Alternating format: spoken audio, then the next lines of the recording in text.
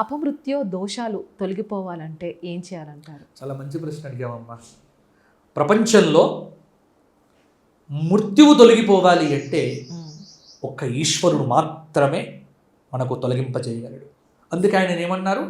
మృత్యుంజయుడు అన్నారు. సో మృత్యుంజయుడు ఆయన, మృత్యువును జయించినవాడు. ప్రపంచంలో మృత్యువును జయించినటువంటి దేవతలు ఎవ్వరు లేరమ్మా.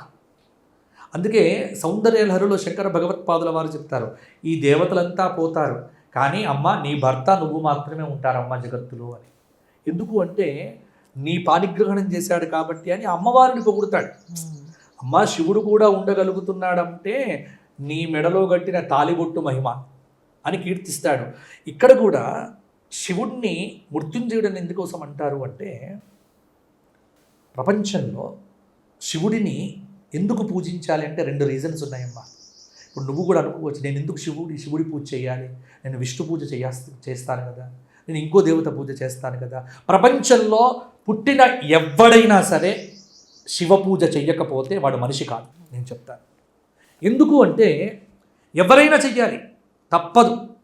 కారణం ఏమిటంటే శివుడు రెండింటిని దాటాడు, కాలుణ్ణి దాటాడు, కాలాన్ని దాటాడు. కాలుడు అంటే ఎవరు? యమధర్మరాజు. మీరు మార్కండేయ మహర్షి యొక్క కథ చదివితే మార్కండేయ మహర్షిని బతికించటానికి యమధర్మరాజునే చంపేస్తాడు ఈశ్వరుడు.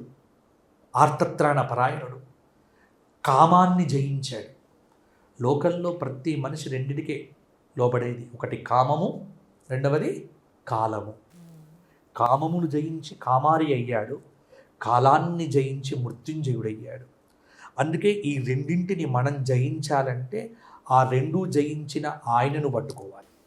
ఆయనను పట్టుకుంటే కామాన్ని జయించగలుగుతాము, కాలాన్ని కూడా జయించగలుగుతాం. కాలాన్ని జయించడం అంటే ఏంటి? మృత్యుభయం లేకుండా ఉండటం.